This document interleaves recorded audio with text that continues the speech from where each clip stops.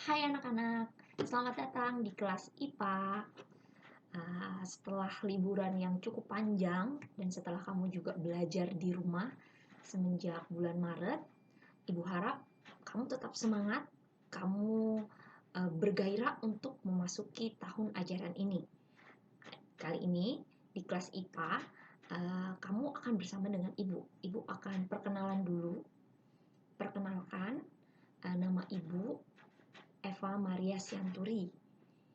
Loh, Bu, untuk apa perkenalan? Kan kita udah kenal sama Ibu. Oh, mungkin ada anak yang baru pertama kali lihat Ibu. Jadi Ibu harus perkenalan dulu. Ibu biasa dipanggil Ibu Eva.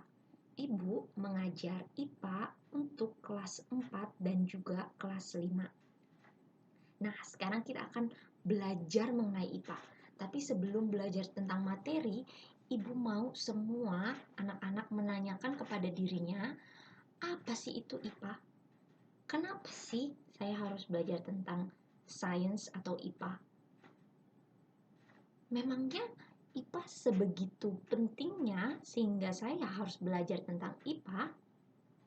Nah, itu yang akan kita jawab di pertemuan kali ini. Tapi sebelum menjawab itu, Ibu mau menyampaikan beberapa fakta tentang sains yang harus kamu tahu. Kita akan belajar tentang itu dulu ya. Yang pertama, fakta pertama. Saat ini, per hari ini, ada 13 juta penduduk dunia yang terkena suatu wabah. Wabah itu penyakit ya. Terkena suatu wabah. Ada yang bisa tebak nggak? Kalau bisa jawab aja langsung. Ada yang tahu wabah apa yang sedang menyerang 13 juta penduduk? Ya, betul. Yaitu adalah wabah corona. Ya, atau biasa ada yang memanggilnya COVID-19. Wabah ini menyerang hampir seluruh negara, bukan hampir, sudah semua negara di seluruh dunia sudah terinfeksi dengan virus corona. Virus ini juga yang membuat kita harus belajar dari rumah, ibu harus mengajar dari rumah. Mungkin juga ada beberapa orang tua kamu yang masih kerja dari rumah. Sebenarnya virus corona ini apa sih, Bu? Virus corona ini kenapa sih bisa efeknya sedahsyat itu? 13 juta penduduk dunia kena dan makin hari makin bertambah. Belum lagi jumlah orang yang meninggal. Padahal virus corona, virus ini ukurannya itu hanya 400 sampai 500 mikrometer atau 1400 kali lebih kecil daripada sehelai rambut manusia. Bisa bayangkan ya, kamu bisa pegang rambut kamu sendiri mungkin, terus kamu bayangkan rambut kamu tuh dibagi-bagi 1400 kali lebih kecil dari ukuran satu helai rambut kamu. Bisa bayangkan ya, itu kecil sekali sampai sebenarnya virus itu tidak terlihat. Terus kalau virus itu tidak bisa terlihat, dari mana ya manusia itu bisa tahu kalau yang menyerang, yang membuat 13 juta orang itu sakit itu adalah virus corona? Tidak bisa dilihat, tapi manusia bisa tahu. Gimana caranya ya? Nah, kita akan jawab pertanyaan itu terakhir ya. Sekarang Ibu mau menyampaikan fakta yang kedua. Ini masih ada hubungannya dengan yang pertama tadi tentang virus corona. Ya, tadi Ibu sudah katakan virus ini membuat banyak orang sampai meninggal. Kurang lebih Ibu baca per hari ini ada 500.000 orang yang meninggal karena virus corona. Termasuk di Jakarta juga ada, di berbagai dunia itu ada yang meninggal. Dan sekarang ilmuwan-ilmuwan sedang pikir bagaimana ya caranya supaya virus ini tidak menyebar dan tidak menimbulkan korban yang lebih banyak lagi. Oh, kita harus cari nih yang namanya vaksin. Kamu sering dong dengar berita tentang vaksin. Negara ini sudah menemukan vaksinnya, tapi belum diuji ke manusia. Negara ini sudah menemukan vaksinnya dan masih diuji ke monyet. Iya, vaksin. Lalu ada berita juga yang mengatakan, kita tidak akan masuk ke sekolah sebelum menemukan vaksin. Nah, Pertanyaan ibu, apa sih itu vaksin? Ini fakta yang kedua ya. Vaksin. Vaksin itu pada dasarnya sebenarnya adalah cairan yang di dalamnya berisi virus ataupun bakteri yang telah dilemahkan. Jadi, waktu kamu dikatakan kamu harus divaksinasi atau divaksin, itu artinya di dalam tubuh kamu akan dimasukkan virus atau bakteri. Jadi yang dimasukkan ke tubuh kamu itu adalah virus dan bakteri. Tapi kalau virus dan bakteri yang lemah itu udah dimasukkan ke tubuh kamu, lalu tubuh kamu akan jadi lebih kuat.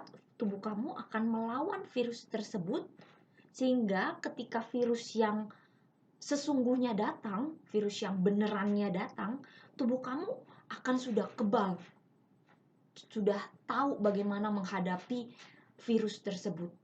Nah, itulah sebenarnya vaksin. Di Indonesia, vaksin sudah wajib ya, beberapa vaksin sudah wajib.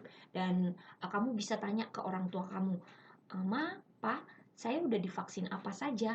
Nah, mungkin bapak kamu atau mama kamu akan katakan, oh udah divaksin polio, udah divaksin hepatitis B. Itu artinya di dalam tubuh kamu sudah dikasih virus atau sudah dikasih bakteri, sehingga tubuh kamu akan lebih kuat. Nah, vaksin ini sangat berguna sekali. Sebenarnya bagaimana ya sejarahnya vaksin itu ditemukan? Vaksin ditemukan pertama kali oleh seseorang yang bernama Edward Jenner. Edward Jenner adalah seorang dokter di pedesaan di daerah Inggris. Nama desanya Desa Berkeley. Nah, si Edward ini, atau kita panggilnya Jenner saja ya, Bapak Jenner ini meneliti tentang vaksin. Vaksin yang pertama kali ditemukan adalah vaksin cacar. Jadi pada saat itu cacar adalah penyakit yang sangat mematikan. Coba kamu lihat di gambar ya. Itu adalah orang yang terkena penyakit cacar. Itu mukanya sampai penuh seperti itu ya. Terus pada saat itu beda dengan sekarang. Kalau sekarang mungkin kalau kamu kena cacar, misalnya ada anak yang sakit, terus ditanya, kamu sakit apa? Sakit cacar. Oh, mungkin responnya orang lebih biasa aja ya. Oh, gitu. Tapi pada zaman itu, pada tahun 1700-an, 1500-an, 700-an, kalau ditanya, kamu kena penyakit apa? Cacar. Aduh, itu udah orang-orang pasti aduh sedih hati, karena itu merupakan penyakit yang mematikan ya. Cacar itu disebabkan oleh virus, namanya virus cacar. Ini ya gambarnya ada di sebelah yang warna pink ini. Jadi penyakit cacar ini mematikan dan menyerang hampir seluruh penduduk di dunia ya. Dari Mesir ada, Yunani ada, Romawi ada, dan korban-korban dari cacar ini ada banyak sekali. Di Eropa saja ada 400.000 orang yang meninggal karena cacar, dan 5 raja yang terkenal itu dan masih menjabat pada saat itu meninggal karena cacar. Itu ya, ada Balthazar Charles, Louis the Grand, Louis I, Louis XV, dan Mary dari kerajaan Inggris itu meninggal karena cacar. Jadi tidak peduli kaya, tidak peduli miskin, semua orang kalau udah terkena cacar itu efeknya bahaya sekali. Nah, tapi ada yang aneh. Saat seluruh Inggris, waktu itu Inggris sedang terkena cacar, banyak sekali orang yang terkena cacar, termasuk di desa Berkeley. Di desa Berkeley ini orang-orang terkena cacar, tapi ada yang aneh. Pemerah susu, peternak, ini ada peternak yang biasanya memerah susu. Peternak itu tidak ada satupun yang terkena cacar. Nah, si Bapak Jenner penasaran nih, kenapa tidak ada satupun orang peternak yang terkena cacar? Mereka itu kuat ya, bahkan mereka dikatakan pada zaman itu kecantikan mereka itu terkenal. Karena apa? Karena tidak ada bekas cacar yang ada di muka mereka, tidak ada di tangan mereka. Sedangkan kalau orang lain itu sudah ada banyak bekas cacar. Jadi mereka terkenal kuat dan juga cantik karena kulitnya